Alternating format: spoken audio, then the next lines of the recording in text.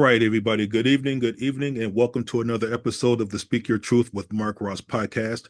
I'm your host, Mark Ross, and with me this evening is Dr. David Kent. David Kent, you are a board certified psychiatrist and an author. Is that correct? That is correct. Guilty. Guilty as charged. Well, Yeah. Brother David, welcome to the show. I really appreciate you taking the time to come out and speak with me, and I hope that we have a good chat. I know it we will because we had one before, but I know that we'll have a good chat. So, um, just right off the bat, you are the founder of what's called New Me TMS clinics, That's correct. and talk to me about the clinics. Well, this clinic, I had multiple clinics. I'm down to one at this time. It's a TMS focused clinic, and TMS stands for transcranial magnetic stimulation. It is an FDA approved treatment for depression, OCD, and some other conditions. It uses electromagnetic stimulation to treat these conditions. It's highly effective. It's highly researched. Maybe one of the more powerful things I can offer. It's also free of side effects long term.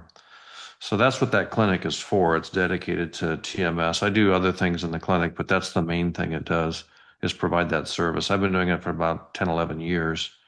Okay. So I've been at it for a while. Okay. And what, give me an example of what TMS, a treatment of TMS looks like. Well, the FDA approved well, it's FDA approved, but insurances cover usually 36 treatments. And the treatments are 20 minutes a day, 5 days a week, Monday through Friday. So about 6 or 7 weeks is a typical course for TMS. The world experts think more is better, but you have to get the insurances to cover more, and you usually can't. But that's usually satisfactory for treating any level of depression. But the severe depressions actually respond very well. And it's used when medications and other things have failed. That's when the insurances will say they'll pay for it usually. But it varies a lot depending on the insurance. But all insurances currently cover TMS, so that's not an issue. It's just a question of, how much do they cover? But they all cover 36 treatments, so it's pretty standardized at this point. Okay. Okay. Uh, and this is just a curious question for me. What got you interested in being a psychiatrist? Great question. It had to do back in medical school days when I was rotating through all the medical specialties. About halfway through my third year is when that was part of my rotation. I was going through psychiatry. Back in the day, it was a 6 week rotation in psychiatry. So a week or two into it, I met a senior resident in psychiatry who was really enthusiastic and said how successful a field it was. And I just wasn't sure at that point what I was going to do. But I decided at that moment this is what I wanted to do. Mm. And it's been the best career decision I've ever made. I truly enjoy it. I feel good at it. Mm. I was at a really great medical school, University of Iowa, but in the 80s, the psychiatry program, in my opinion, was number one in the world. So I kind of just happened to be there. So I stayed there for my training for psychiatry for 4 more years after medical school. And Nice. that's kind of how I got into it. I've been heavily involved in psychiatry ever since. I moved to Idaho in 1990. So we're going on 35 and a half, almost 36 years. I've been practicing in one location. So I've kind of built up my practice here. I've worked in all kinds of settings. But again, I look back on it and I go, I don't know what else I'd rather do than this in my whole life. Mm. So it was the right decision. I've been able to kind of sink my teeth into it and learn as much as I can, be as good at it as I can be. And that's kind of how I got to this point. Nice. Nice. Uh, and we're talking about uh, your treatment in people that have mental illness. Uh, uh, what? Why do you think mental illness occurs in people from your professional experience? Why do you? Well, it's a pretty broad question. It varies. There's different types of mental illness. The type that I typically treat are more biologically based, like chronic depression, bipolar, schizoaffective disorder, schizophrenia, OCD. Those are more chronic and more biologically entrenched. Okay. There's certainly places, things like PTSD, which are really more environmental. Mm, Um, we see that all the time. I mean, you can't work in this business and not see a ton of PTSD. hmm And there are some biological interventions for it, but it's mostly psychosocial interventions and psychotherapy and different other types of interventions that we use for it. I also see all kinds of personality disorders in the field. hmm See substance abuse, alcohol and other drug abuse. hmm That's rampant in the population I treat. So I see everything, but my skill is in the biologically based disorders because there's a lot we can use to treat it. But I see everything, and there's nothing that I've not seen or been involved with before. Well, in your opinion, what what disorders are more difficult to treat? Well, schizophrenia is probably close to the top of the list. We can treat the what we call positive symptoms like voices and paranoia and have success with medications for that. There's what we call the negative symptoms of schizophrenia, where there's a lack of motivation, there's a lack of social drive, lack of motivation, um, a lack of sex drive, things like that. We've not really been very successful at treating that portion of it. That's why they become disabled. Mm, But by controlling the voices and the paranoia, they can get by a lot better in society than if they had those going on. So the medicines are mostly focused on that. So that's one of the most difficult disorders to treat. I do think in the future we'll start to figure out the etiology or cause of schizophrenia and maybe have better tools to treat it. Personality disorders are also can be notoriously difficult to treat. Borderline personality disorder, about at least half of the patients will kind of outgrow it for the most part. The other half will get better with time, maybe not be out of it completely. Antisocial personality disorder is pretty much lifelong. We can't really do much for it. Most of those people end up in prison because mm, they just can't be really rehabilitated typically. mm. So those are very difficult. Yeah. Substance abuse, of course, varies. You get some people that are really hardcore and have strong genetics for it, and it's very difficult to overcome. And Mm-hmm. then there's other people who can quit and stay sober for many years. So it varies tremendously. And then if you combine mental illness with substance abuse, it presents its own challenges at that point. Indeed. And you mentioned basically that there are some uh, disorders or diagnoses, if you want to, whichever one you want to call it, that are treatable, and then there's some that you're just you're doing the best that you could, but it's there for the long haul. Yeah, there's there for the long haul. There's things we can modify. We can give people tools so they can try to function in society okay. Right. The antisocial personality disorder is probably the most difficult Mm-hmm. because they don't have insight. They don't think they have a problem. They don't really want help or need help. They have no empathy for others. Mm-hmm. Um, they have no compassion for other human beings. Mm-hmm. That's what gets them into so much trouble because if they do something wrong, their whole thought process is, I just don't want to get caught. It's not, I did something wrong and I feel bad about it. I just don't want to get caught. Oh. And so that's a key distinction. And Mm, they're never seeking help or wanting help or feel that they did something wrong. They mm, just want to stay out of prison or jail. So those are really hard people to treat. mm. Which goes into the more personality disorders or the Right. narcissism. Yeah, narcissism and things like that. Those are pretty entrenched Yeah. and pretty hard to change unless the individual somehow gains insight and somehow wants some help. Mm-hmm. It inevitably gets them into trouble. Right? You can't be around those people. So narcissists are difficult to be around. You may not get into much legal difficulty, but it's hard to maintain any sort of relationship. So they're in and out of relationships. Antisocial turns into criminal behavior typically, and it's hard for them to overcome that. And they're hard to rehabilitate. Mm. But those are the difficult ones for sure. Yeah, yeah. Eh, My next question is going to be kind of I'm going to vent a little bit, and I want you to expound on this because I used to spend a lot, several years as a corrections officer.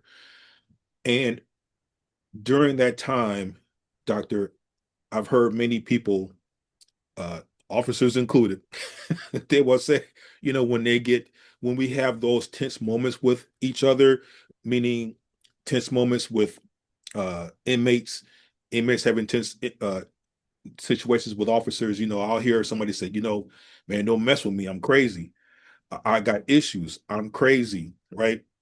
And even in the neighborhoods that I grew up in, we had that one dude that was just, we called him crazy, right? For the lack of a better phrase, and Sure. not to disrespect anybody or say anything negative about people with mental health issues, but I'm talking back in the 80s and then early 90s, man.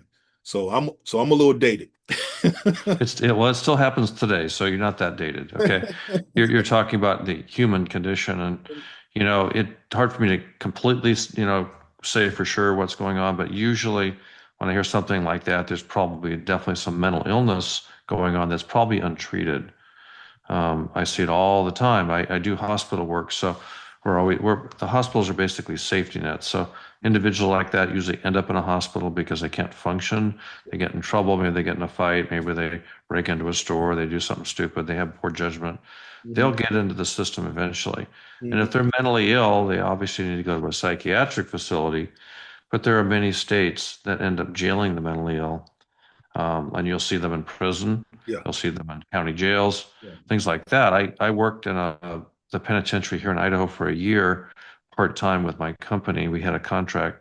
So I went in about once or twice a week into the pen, different levels of the yards, the maximum, minimum, medium, death row. I've seen it all. Mm, And the problem with those systems is the people who work there don't understand things, and sometimes they want people to quote go crazy so they can violate them in some way and put them yeah. into more restrictive environments. Hmm. And so they may take them off their meds, or they may provoke them. And you see that sort of thing happen all the time, and that's very Hmm. inhumane. The Hmm. mentally ill, for the most part, don't belong in jail or prison, but sometimes they do things that get them there. Yeah. Um, in certain states are very kind of backwards and think that's where they belong, but it isn't really where they belong. And that's the thing. That's part of my rant. You have people that don't belong in jail or prison because of their condition. They go to jail, and this is me thinking, they may go to jail to get help because they have no other way rationally to say, hey, I need to do something about what's going on in my head because what's going on in my head isn't telling me to do good shit. Right. No, I think you're right about some of that. I'm just keeping it real You honest. know, especially if someone's homeless, right? What are your options? You go to a shelter for a while, but maybe I'll just go to jail because I'll get what we call three hots and a cot. Cots in a cot. So you Yeah. got a roof over your head, you got Yeah. some food coming your way. Absolutely. You don't have to worry about where your next meal's coming from. They're So winning. there is that cycle that happens when the community services are inadequate.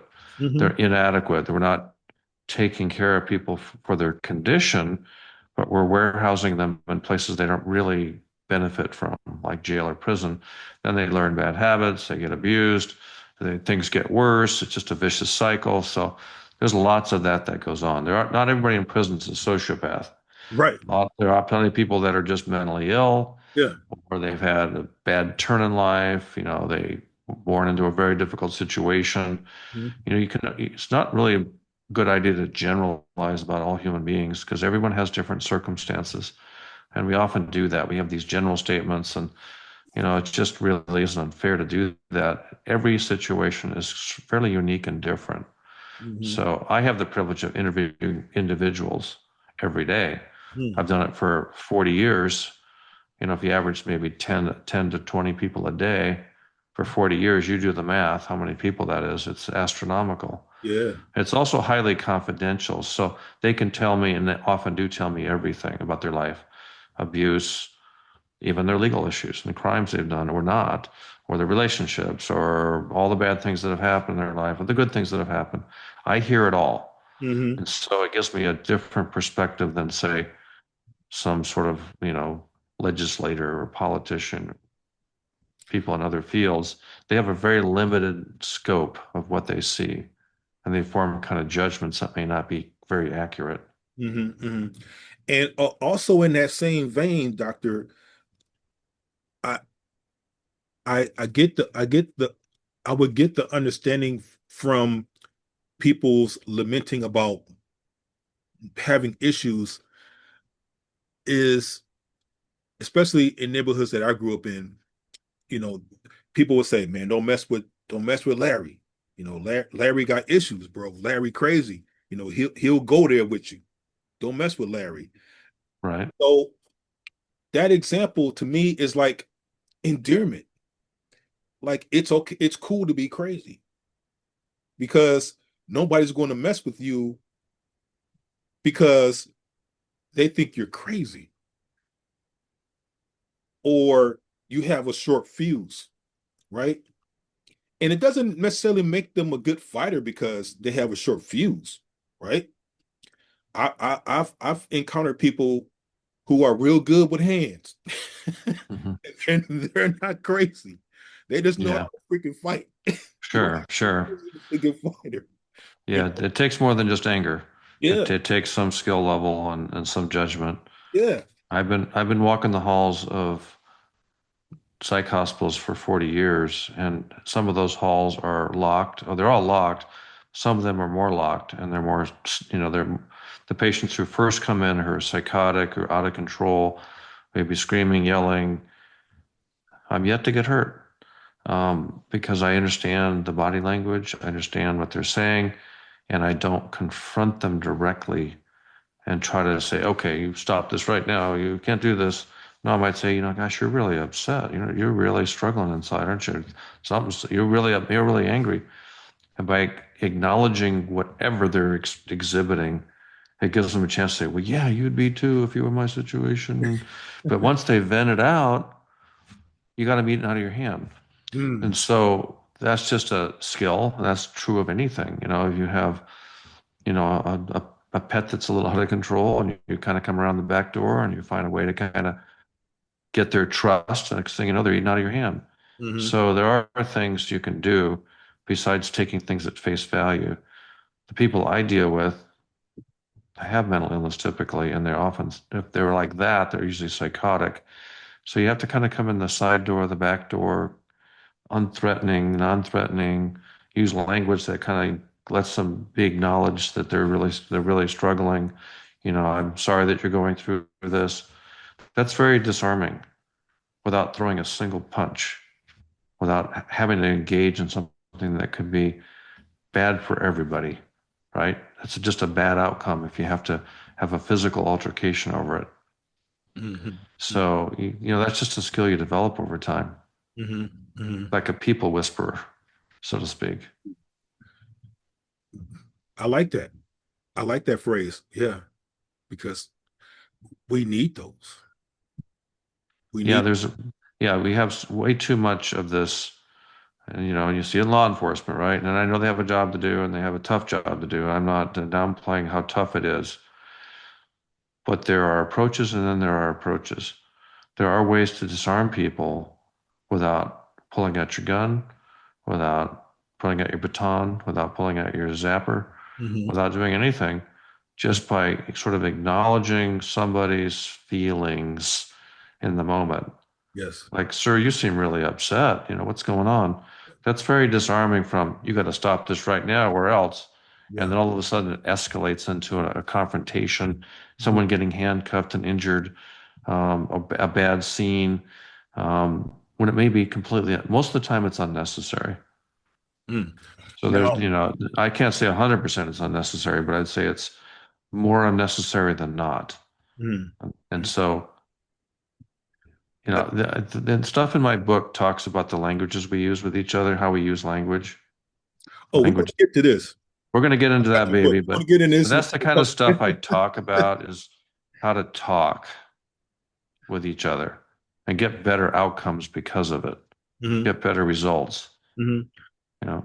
There's a saying that my wife would say, my mama taught me, that you catch more bees with honey,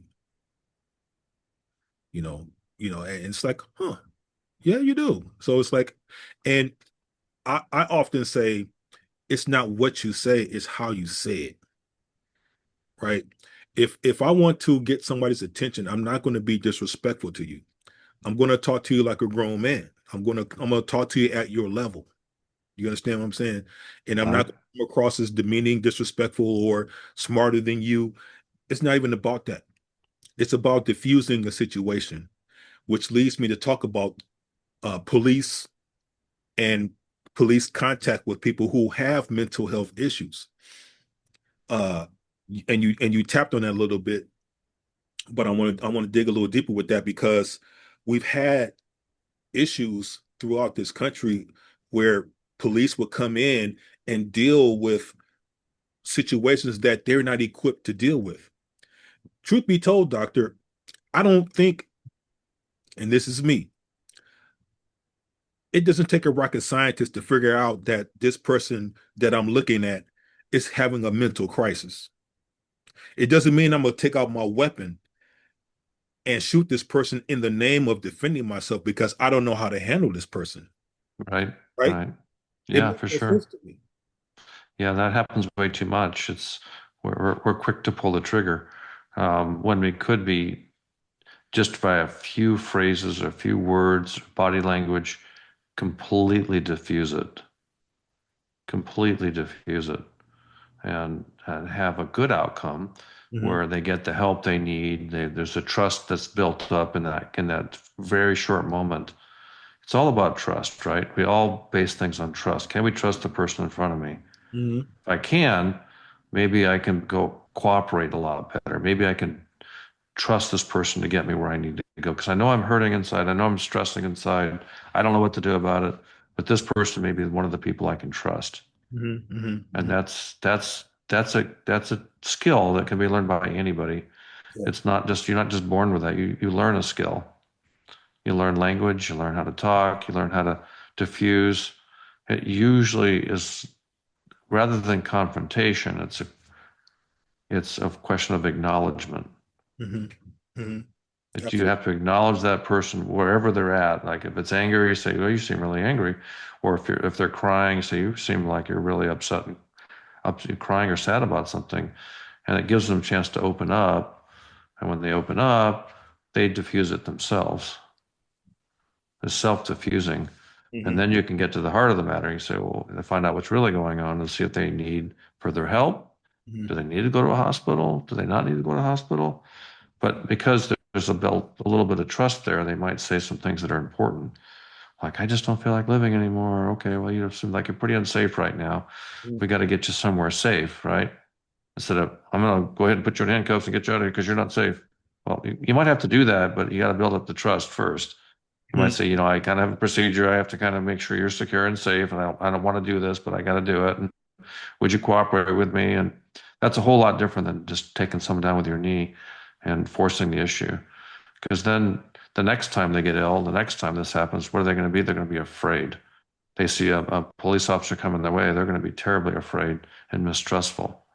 hmm So hmm we kind of create the situation ourselves. We create these dynamics that we could turn it around We and could. start to build trust with people. Yeah. There are police departments in this country that have worked hard on community relations. And when they do that, there's a trust level. I think the crime rate goes down. I think that a lot of things happen. We don't have to jail everybody we come across. We can kind of figure out what's going on and try to diffuse it, or get them to a hospital, or get them, somewhere else, or make sure that they're safe and sound. Or if they're intoxicated, we get them off the street or get them out of their car and put them somewhere safe so they can kind of sober up. hmm There's a whole lot of things we can do besides being aggressive.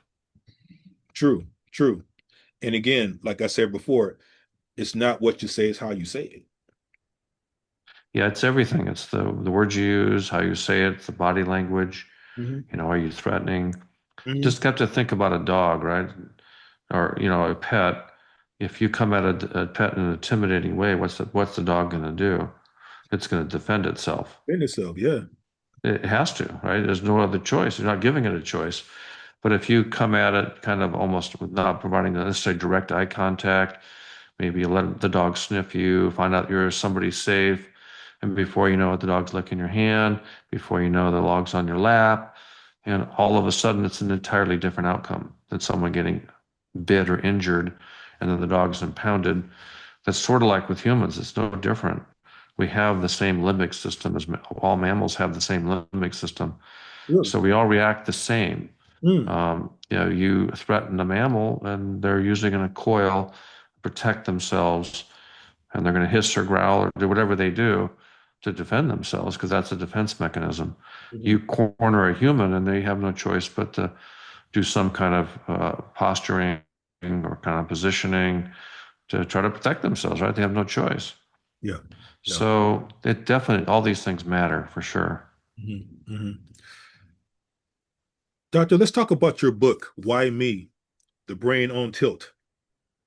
Yay. Hey, Yay. I book. get to plug my book. Yay for me. I Yeah, couldn't wait. talk about your book. Why'd you do it? So, I had thought about a book for a while, but I didn't feel like I could actually write one or actually put one out. But then I looked on the market. There wasn't really a psychiatrist written book about mental illness for the general public. I didn't want to write a textbook. I didn't write something that was dry and, has all these criteria and you just do this, that, and this like a, because that no one's going to read that. No one's going to pick it up. It's not going to mean anything. So I sat down and I outlined what I wanted to achieve. I wanted the book to be relatable to everybody, not just people who struggle with mental illness, people who don't struggle with mental illness, because we all are touched by it in some way. A friend, a family, ourselves, a colleague, we're all touched by it, whether you think so or not. We're all touched by it. So I wanted to give people a good overview of what mental illness looks like. Part of the book is story based, the other part of it's what I call evidence based. It's all information that's based on research. None of the book is my opinion. None of the book is my belief system. It's all of what science currently says about mental illness in terms of how we diagnose it, how we treat it. And it's not just about medicines, it's about all kinds of treatment, it's different kinds of psychotherapy. But even the psychotherapy I mention in the book is all evidence-based psychotherapy because there's thousands of psychotherapies out there. And how do you differentiate which ones are helpful and which ones are not helpful? Well, the only way to do it is through good research. So the only thing I include in my book is the things that we know work. Mm. If people want to go out and explore other things, that's up to them. But we know these things work. Mhm. And so part of the book is talking about the brain, how the brain works, and how mental illness comes into play, genetics. And then the other midway through the book is all these stories about individuals who struggle with, say, depression, bipolar, OCD, schizophrenia, five or so conditions that are common. And then the last part of the book is kind of like a family guide, individual guide on how you should approach your loved one and what language should you use, how can you be helpful rather than harmful. And then there's an appendix at the back, which is really pretty thorough on all the resources available in this country for you, all the different organizations. There's some other book references, basically everything you need to know to get the help you need for this. It talks about the myths surrounding mental illness, about the stigma, and it also informs you that you're not alone. Yeah. And that's really helpful because Mm. people usually suffer in silence because they think they're alone, See? right? Yeah. So this kind of says that's not true. Yeah. This is actually way more common.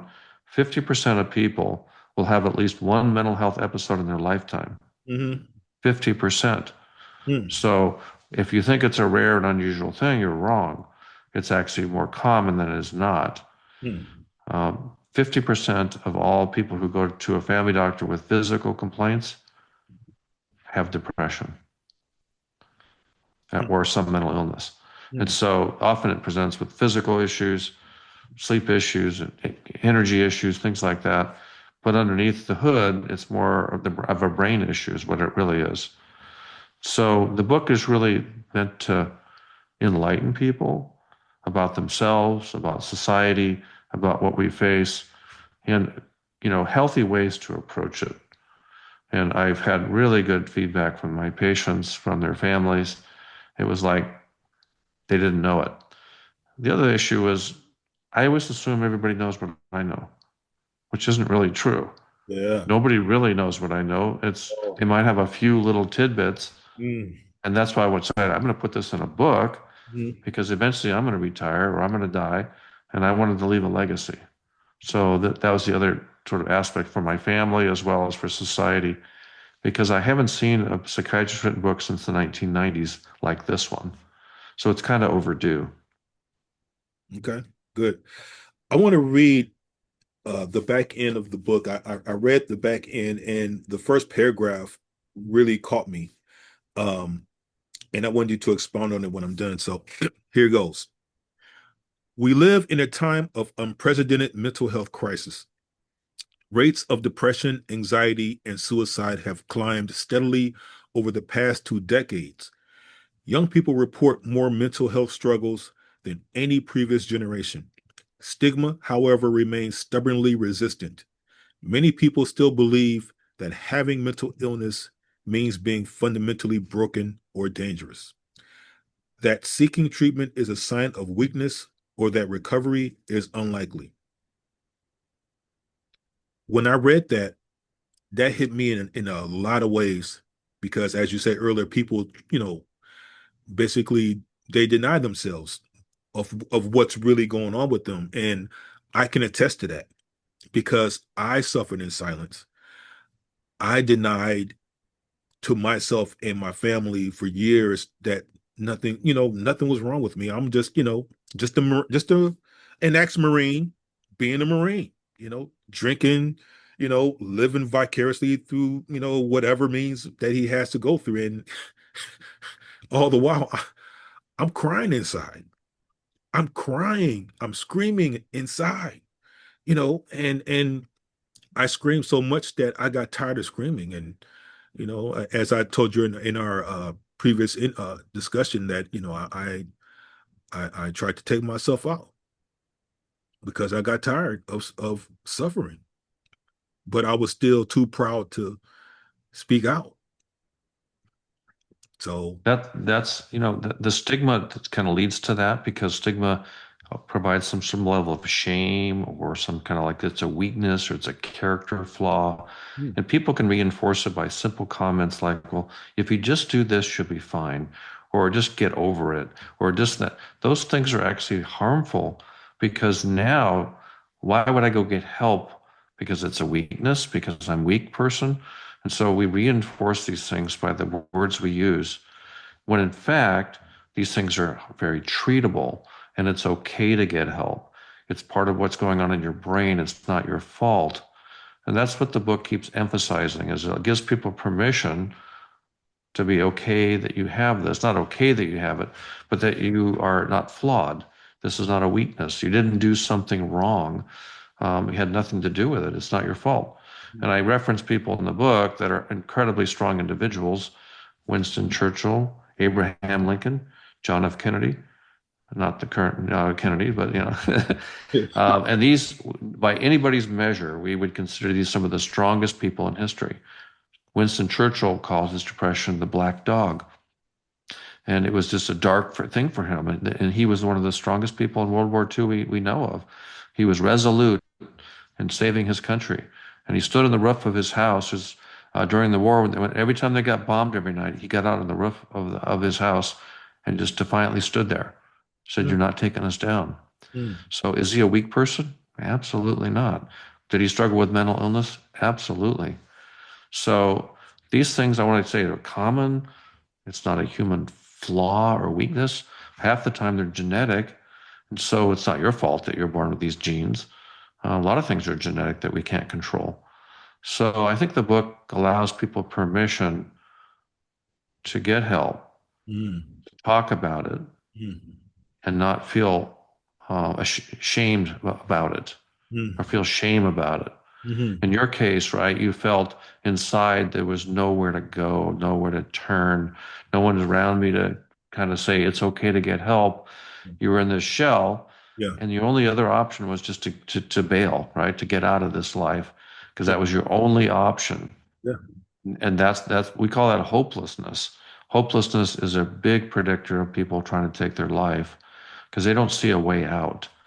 And so this book highlights all the ways out, all the ways you can get treatment and how successful they can actually be. So it gives people a level of hope so that they don't consider doing what you did. But it's not uncommon. You don't have to be ashamed of it. It's just that's how bad it got for you that you would consider doing that, right? That's how bad it got. Hmm. Hmm. And if there was somebody there to give you like, it's okay that you going through this. It's you need help. I love you. I support you. It's not a weakness. Let me help you go get help. Hmm. That's what you needed, right? That's you need someone to understand your feelings. Yeah. And I didn't. Right. I did. You didn't. And I was afraid of judgment. Right. That's where the stigma comes in, right? We stigmatize these things. We make people feel bad that they have them. Someone's placing judgment on them, or they're using shameful words, or they're just saying, if you just do the things I do, you wouldn't have this problem. Well, nothing could be further from the truth. Right. Right. Nothing can be more harmful to say than those things. Even well-meaning people say things that can be really harmful to Mm. people getting help. Hmm. And if they don't get help, they can end up, trying to take their own life. That's that's that's the risk. And that's why we should encourage people just get professional help. Go to the people that have proven themselves in the community to be helpful. Hmm. And you need it. And I support you. And Hmm. I don't judge you, right? I don't judge you. And Right. that's what you need. You needed to hear that. Yeah. And you weren't hearing it. So your options got to narrow down to what you thought was the only option, Mm. Yeah. right? That was the only option you could think of. Right. Yeah. I didn't see any way out at the time, Right. and thank God that uh the actions that I did didn't land me in the hospital or worse, you know. Yeah. So, Well, suicide is the second leading cause of death in young people. Second leading cause. second. Second leading cause. The first one's accidents, and the second is suicide. So it's in epidemic levels when treatment works. So we have to keep sending the message. It's okay to get help. Yeah. Treatment works. It's okay to get help. Treatment works. It's not a weakness. It's not a flaw. You didn't do something wrong. Yeah. And we have to kind of pound home that message to people. Indeed. Indeed. Now, as I said earlier, people equate uh mental health or mental illness to violence. Uh do you think that's become, stereotypical, uh like a it's like it's almost like it's cool to be violent due to your mental illness, and also in that same thing, is violence a mechanism for people that are suffering to not get help? Well, let me come back to the original talk about dangerousness and mental illness. Let's start with that. In my book, I talk about the 7 myths of mental illness, and one of those myths is that the mentally ill are dangerous. Statistically, it's the opposite. Only about 3 to 4% of people with mental illness actually commit violent crimes. They are 10 times more likely to be the victims of violent crime. Hmm.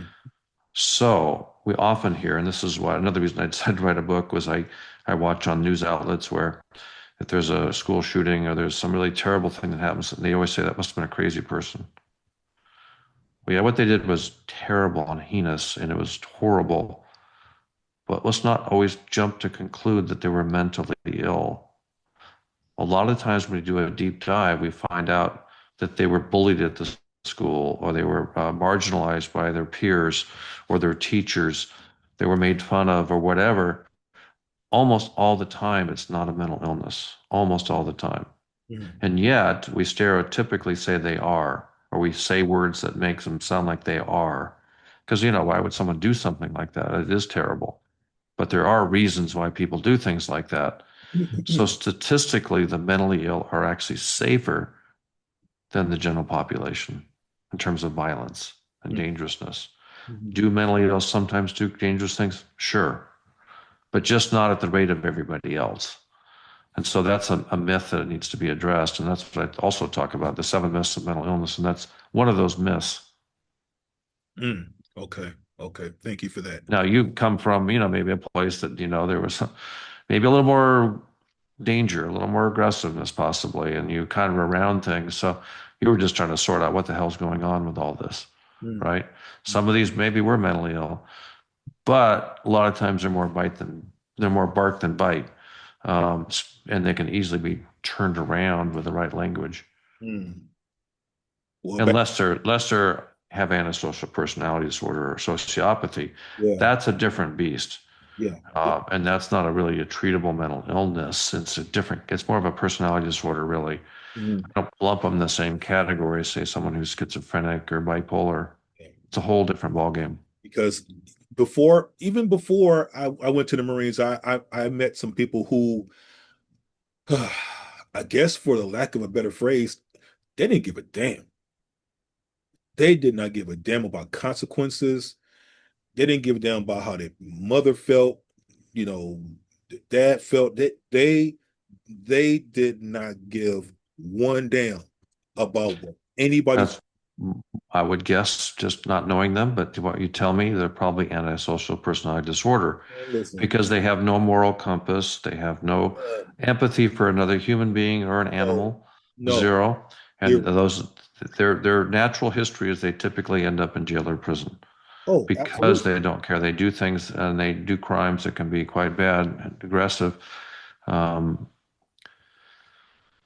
they're great on the front lines, though. They're great on the front lines.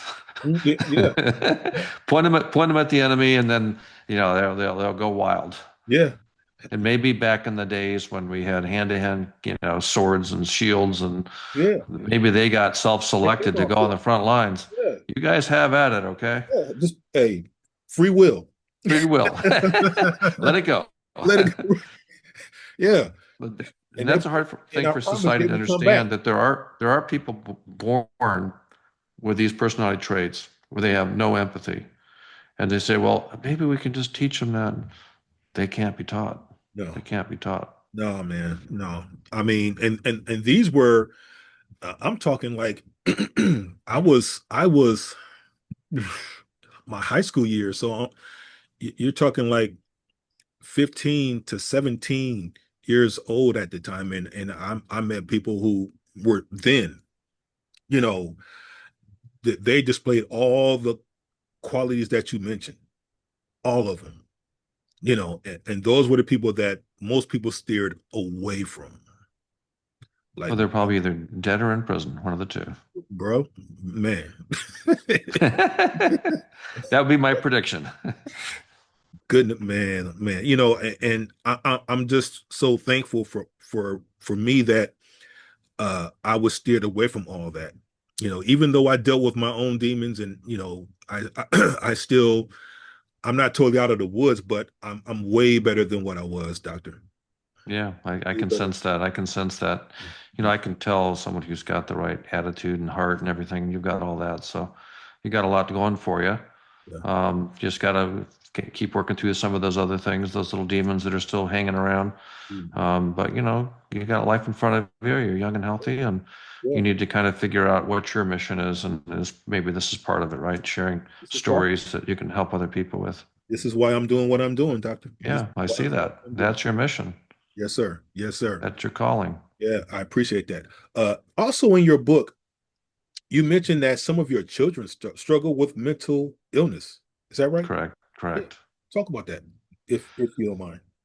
You don't want to go into too much detail, but a couple have had very severe mental illness, and one's no longer with us, unfortunately, because of issues related to that. Mm. And one is still with us, and he's doing actually really well because he got treatment and help and has a family. And, I'm very proud of him and what he's been able to accomplish. Amen. And it comes down to insight, it comes down to choices. Um, I love all my children equally, and deeply, and the one that we had passed away, I miss him deeply. Um, but so I'm not speaking from a place of an armchair looking at other people. I'm in the midst of all of it. I know how it all is, Mm-hmm. and I have a level of empathy for other people and what they go through. Mm-hmm. And it is hard. It's not easy. It's not easy to do. But I also know that treatment done correctly can work really well. And if you don't do treatment, the outcomes are almost assuredly bad. So I always tell people that are new to me, you've got a choice. You let me help you, you let me give you some guidance on direction and what might work for you, or you decide that I don't know what I'm talking about and you decide that you're not going to follow my treatment, and I can promise you the outcomes are going to be entirely different. On the one hand, you might have a chance at having some happiness and some success in life, or you could go down a bad road and maybe you end up homeless eventually. Maybe you end up in jail because you can't get your stuff together. And I'm always dead honest about that because I want them to know what decisions they're making and that they have a consequence. Mm-hmm. And for those who listen to me, the outcomes are often really good. For those who don't have insight, or maybe they're a sociopath or whatever, it's unlikely that they're going to do well. Mm-hmm. Some people do well for a while, then they come in and out of the system, and we keep having these talks, and we try to put services around them to kind of keep them from getting off being derailed. But I've just seen firsthand what treatment or no treatment does and how different it is. And Mm-hmm. it's been true in my family. We've had to live with it and deal with it, but I dealt with it straight up. There's no shaming, there's no judgment. Yeah. It's nobody's fault. Yeah. This is what you need. I love you. And that's the message Mm. every time, every Amen. time. Amen. And that's how it should work. And, we can't help how we have what we're born with and what we have to deal with in life. Yeah. We just got to figure out how to navigate it, Mm-hmm. good ways and bad ways. So, Yeah. Yeah. Amen to that, doctor. Uh, what does with all the treatments that are available, and and what does the future of mental health treatment look like? very good question. I think it's ever evolving. I think that as soon as we think it's going slow, when it's indeed going faster than we think, I think the biological interventions is where I get excited. TMS itself is a relatively new discovery and it's highly effective for certain things. I think that genomic research is going to be important because we know that bipolar is highly genetic, and Mm, some other condition, even depression, can be quite genetic. Alcoholism can be genetic. absolutely. And if we can find a way to identify the proper or defective genes and find a way to correct them, all of a sudden we're not even talking medications anymore. We're just talking someone returning to normalcy. Mm, And I don't know how soon that's going to happen or when it's going to happen. We're understanding the brain so much better than we did even 10, 20 years ago. The amount of imaging research and data, and now we have AI to help collect massive amounts of data to try to understand the brain better. The brain is kind of the last frontier. And I see amazing research being done. So I think that the future is bright. We got to keep funding these things, of course. We got to keep putting money into it and avoid any politic talk about funding science and research. It's all of us. We need it for all of us. It's not just for a little skewed population. It really affects society. So, but research is going on worldwide. So there are some really great research going on. A lot of good. So I think the future is bright. I think that we're going to find new discoveries, find why these things are happening, what's going on in the brain. Why do some individuals have it and others don't? Mm, Can we correct that? Can we correct the DNA? There's a thing called CRISPR technology that you can go in and sometimes make corrections in the DNA.